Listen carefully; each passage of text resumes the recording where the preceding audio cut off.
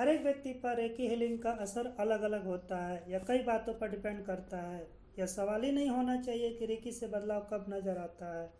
असल सवाल यह होना चाहिए कि रेकी लेने के लिए हम कब तत्पर हैं। जब हम रेकी लेने के लिए तैयार हो जाते हैं तो हमारे अंदर का स्वीकार्य भाव ग्राह्यता हमें खुद बताने लगती है कि रेकी उपलब्ध हो रही है या नहीं। अन्यथा हम अक्सर परेशान रहते हैं कि मुझे रेकी मिल भी रही है या नहीं। जब तक हमारे दिलो दिमाग में यह बात हावी रहती है कि मुझे रेकी मिल रही है या नहीं, रेकी हीलिंग का असर मुझ पर हो रहा है या नहीं, रेकी मुझ पर असर करेगी भी या नहीं, रेकी हीलिंग से फ़ायदा होता भी है या नहीं, या ऐसी और भी बातें अगर ऐसे सवाल हमारे दिलो दिमाग में अभी भी हैं तो इसका यही मतलब है कि या तो अब तक हम रेकी को सही ढंग से समझ नहीं पाए हैं या रेकी को लेकर हमारा ज्ञान आधा अधूरा है। ऐसी स्थिति में हमें दोबारा रेकी को सही तरीके से जानने और समझने की ज़रूरत है। रेकी की नहीं जाती या हो जाती है, करने करवाने वाला बस माध्यम भर होता है। यह ईश्वरीय अनुकंपा होने पर ही उपलब्ध होती है। हमारे बात व्यवहार और भाषा ऐसी हो गई है कि हम कहते रहते हैं, सुनते रहते हैं और फिर एक समय के बाद समझने भी लगते हैं कि हमसे ही सब कुछ है, हमसे ही सब कुछ होता है। जो कुछ है, जो हो रहा है और जो होगा वह सब कुछ हमारे होने भर की वजह से। अगर हम ना हो तो कुछ भी नहीं होगा। ऐसा और सोचना और विचारना सिर्फ हमारे अहंकार के कारण ही है। यह हमारा अहंकार ही है जो हमें मानने नहीं देता कि हमारे पहले भी दुनिया थी और हमारे बाद भी दुनिया रहेगी।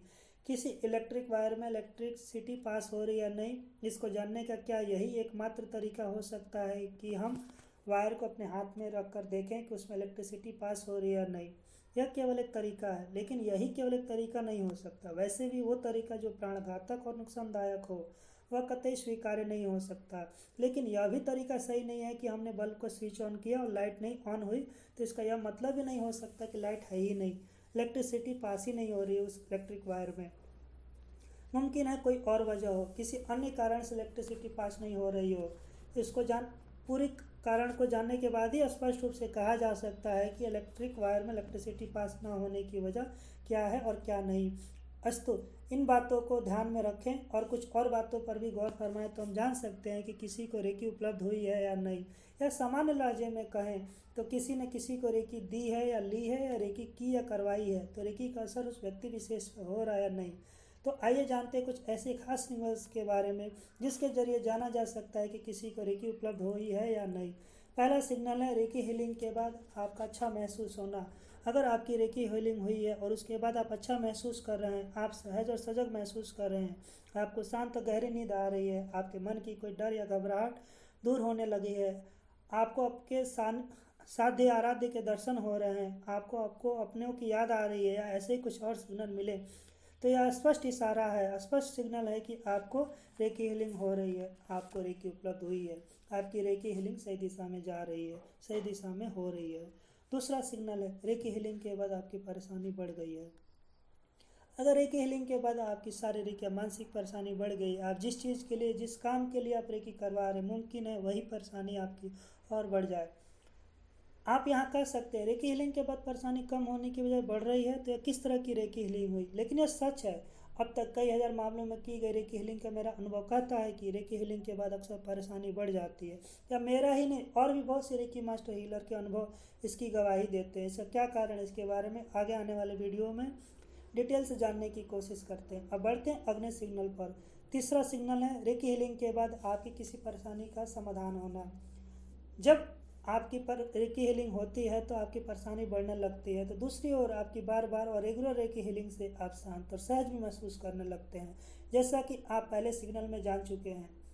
जब आप ऐसा महसूस करते हैं तो आपका दिमाग अपने सबसे अच्छे लेवल पर काम करने लगता है। इससे आपको सही और सटीक राह भी दिखने लगता है, वह दिखाने लगता है। इससे आपकी किसी परेशानी का समाधान मिलने लग जाता है। इससे आपके अंदर हल्कापन आने लगता है। जाहिर है इससे अब आप ज़्यादा अच्छे ढंग से अपने कामों को कर पाते हैं। चौथा सिग्नल है रेकी हीलिंग के बाद आपके अंदर की नेगेटिविटी का दूर होना। रेकी हीलिंग के बाद जितने ज़्यादा आप शांत और सहज महसूस करते जाते हैं, उतने ज़्यादा आपके अंदर की नेगेटिविटी दूर होने लगती है। आपके दिलो दिमाग में पॉजिटिविटी बढ़ने लगती है। आप सहज और सौम्य महसूस करने लगते हैं। आप अपने अस्तित्व के प्रति, अपनों के प्रति, अपने होने के प्रति, ब्रह्मांड के प्रति, गुरुओं के प्रति ज़्यादा से ज़्यादा अहोभाव से, आभार के भाव से भरने लगते हैं। इससे आपके अंदर शंका और संदेह मिटने लगता है। आप अपने प्रति और औरों के प्रति भरोसा और विश्वास से भरने लगते हैं। अन्यथा आप हमेशा शंका और संदेह से भरे रहते हैं। 5वां सिग्नल है रेकी हीलिंग के बाद रोजमर्रा के कामों को करते हुए ज़्यादा सहजता और सजगता महसूस करना। रेकी हीलिंग के बाद जितने ज़्यादा आप शांत और सहज महसूस करते जाते हैं, उतने ज़्यादा आपके अंदर और बाहर से सहज महसूस करने लगते हैं। अब आप अपनी परेशानियों और समस्याओं से भागते नहीं, बल्कि अब आपको उनके लिए एक अंतर्दृष्टि मिलने लगती है। इससे आप और ज़्यादा सहज और शांत होने लगते हैं। इससे आपके अंदर स्फूर्ति और ताजगी का एहसास होने लगता है, जिससे आप पहले से ज़्यादा ऊर्जावान और चैतन्य महसूस करने लगते हैं।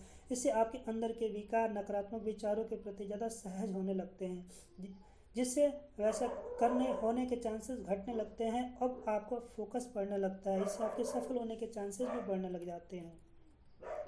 कुल मिलाकर कहें तो आप खुद समझ सकते हैं, अगर आपने किसी से रेकी हीलिंग सेशन लिया है, आप एक और ज़्यादा अच्छा महसूस करते हैं, तो इससे आपके अंदर सहजता और सजगता का एहसास होता है। तो दूसरी ओर आप कभी कभी नेगेटिव भी फील कर सकते हैं। आप कई बार मायूस या परेशान भी हो सकते हैं। कई दफ़ा आपकी परेशानी और भी बढ़ सकती है। इन सब का निर्धारण कोई और नहीं, आपका रेकी मास्टर हीलर ही आपको इस परेशानी से बाहर निकाल सकता है।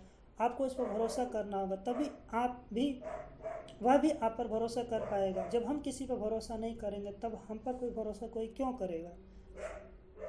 आपको रेकी हीलिंग के दौरान कैसी अनुभूति होती है, नीचे कमेंट बॉक्स में अपने अनुभवों को अवश्य साझा कीजिए, ताकि और भी लोग आपके अनुभवों का फ़ायदा उठा सकें। मिलते हैं जल्दी एक नए टॉपिक के साथ। तब तक आप सभी अपना ख्याल रखिएगा।